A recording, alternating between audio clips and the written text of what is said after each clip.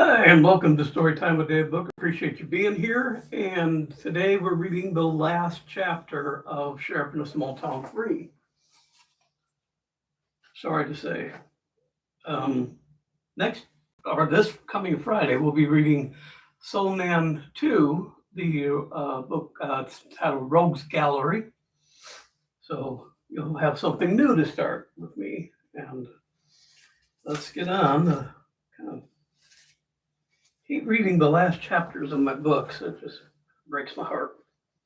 A big hit for a small town. Talbot was at home, relaxing since Joe was taking the shift for today. He eased Larry over a little and checked the bottle he had been drinking. Looking around the nursery, he realized it would soon become the messiest place in the house. Larry was crawling now and getting into everything. He had moved everything dangerous out to the shed in readiness for the day his son began walking. Going downstairs to kiss Michaela as they passed. She was carrying up folded laundry and he was going to get lunch ready. That evening was going to be a family gathering at the Snow House with Morgan, Julia, Joe, Peggy, and himself and Michaela. Rocky and Agnes were hosting, but as usual, everyone would bring a side. Mixing sandwiches and salads, he set the table. Michaela insisted that even meals as simple as a sandwich were eaten in the kitchen with everyone present. Talbot was used to barreling through meals to get back to work or doing what he had to interrupt. Now he had gotten used to a leisurely meal and he found it refreshing. Even at work, he had instructed Joe to take his time eating. While Joe was full-time, it made for an interesting day at work. Before, Talbot had been the joker, always pulling pranks or looking for ways to stay amused. Now it was Joe, and it made life fun, and the office was never dull. As he sat at table and fed Larry a bean soup that he had mashed to a pulp, he was working out an intricate prank to pull on Joe when he was going to be working alone. Michaela was adding subtle touches that increased the suspense and entertainment value. Munch over and Larry fed. Sounds like I'm playing harmonica. Try it again. Lunch over and wow, it's good tea. Lunch over and Larry fed. They cleared up, put Larry down for a nap, and went to change. Showered, he started changing while Michaela washed up. He looked out the window at the dark clouds gathering and moving swiftly across the sky. Going to the courthouse, he checked to see if bad weather was heading their way. Joe checked the computer, and there was a tornado warning for east of town, but it was far enough away they didn't need to worry. I'll keep an eye on the storm, and if it changes direction before I leave, I'll sound the alarm. According to the radio, it should miss us by a pretty decent margin. As Joe looked out the window longer, he felt precautions ought to be started. Joe, I know you say it ain't going to miss it, or it's going to miss us, and that the radio says the same, but I got a gut feeling that it won't go away. Get the shops to board up their windows, and just to be on the safe side, you might want to do the same at the courthouse. Joe hung up the phone and checked the radio and computer once more. He didn't feel that all the precautions were necessary, but he also knew enough not to go against Talbot's orders. He called the shops and suggested they board up. Whether or not they did was up to them. He boarded up the courthouse to the amusement of passerbys. Just a precaution, Sheriff Talbot thinks the storm may change directions, so we're just doing this to be on the safe side. Joe did a final check and did a final drive around town.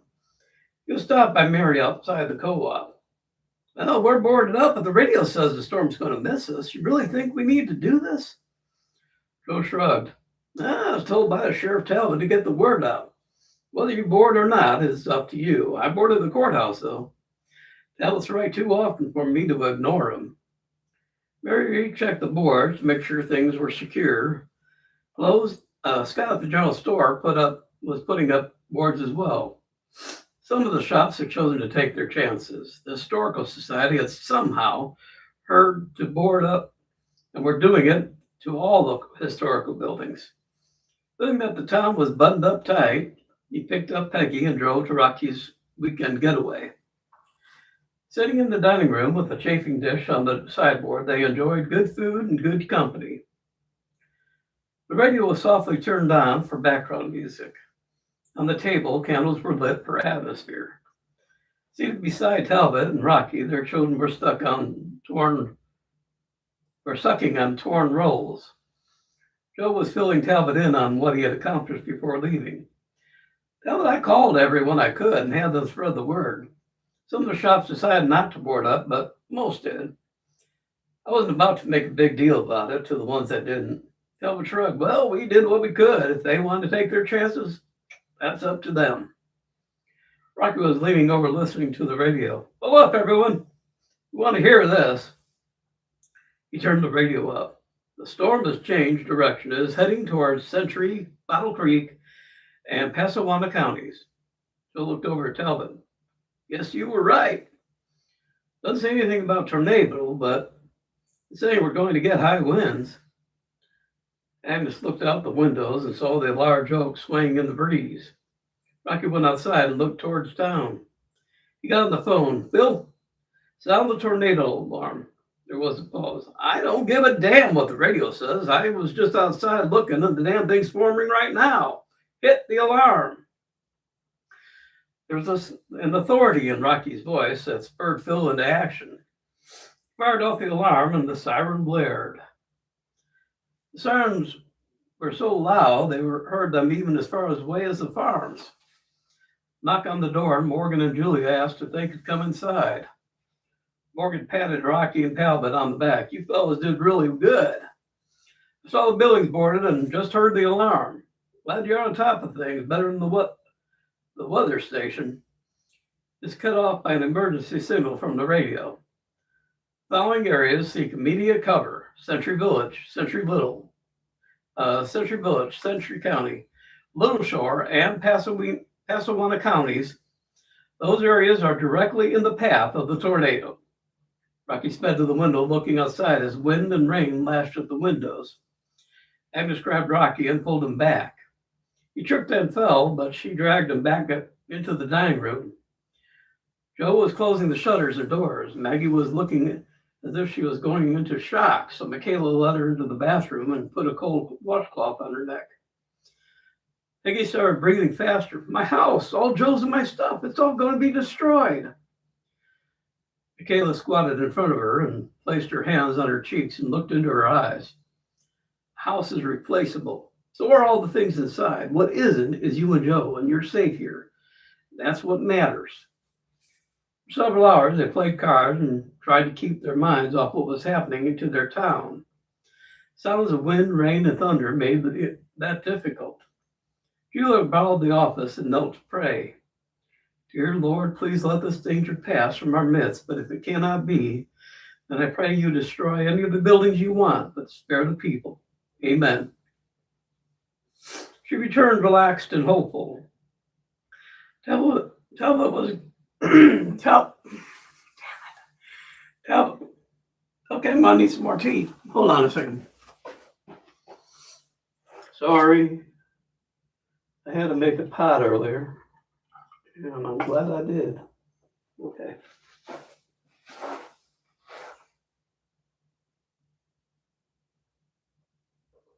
That does it. That was getting edgy and wanted to head into town to see the things there. Rocky and Joe blocked the doors. Michaela patted the seat next to her for him to sit. Talbot, you're brave and powerful strong, but you can't do a darn thing about that tornado. Whether you're there or not, it's coming and will do whatever it wants to. We can't stop it and can only hope that everyone comes out alive. Everything else, well, that'll wait until after we get the all clear. A knock on the door startled them. Well, who the hell would be out in this storm?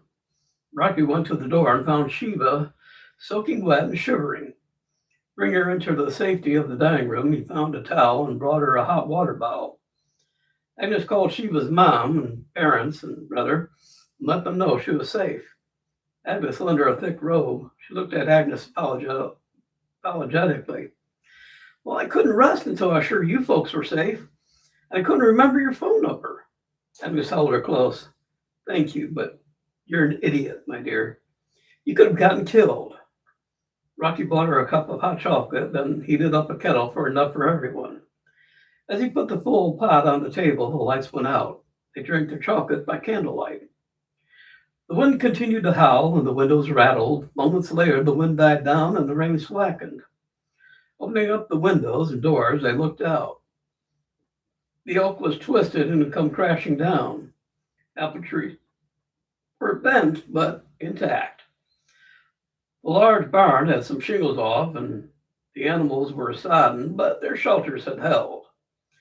Less said about the patches of garden, the better. All the children's work was now a disaster field. Talbot and Joe headed into town with Rocky in the back seat. Morgan wanted to go as well, but Julie needed his presence. Talbot took a twisting route, avoiding fallen branches, garbage cans, and other miscellaneous items the wind had blown in their path. From far away, town looked as if it hadn't been touched. As they drew near, though, it was obvious the path the tornado had taken. The destruction was from Leamholm Street through half of Main Street and out towards the new entertainment section. Places that hadn't boarded had broken glass and water almost a foot deep inside. Main Street was a river flowing towards Morgan's old home. As they passed it, they saw the old place was destroyed. Rocky was thankful they had all gone to the other house for the storm. Initially, they were all going to meet there. Talbot and Joe drove as much of the area as they could. Talbot drove, and Joe annotated what they would need to keep an eye on. In town, several homes were destroyed beside Morgan's, and people were salvaging what they could. The YMCA and YWCA opened the doors for all of the displaced people. Schools opened half their gyms for storage. Rocky got out the emergency book and set the work of recovery in motion, only to find that his people were already on the jobs. As he put the phone back, several trucks and scoops were out clearing the roads. Power lines were being restrung, and lights came back out in patches. Rocky called the farms to ensure they were all right. They may not have been in the path, but the high winds did some damage.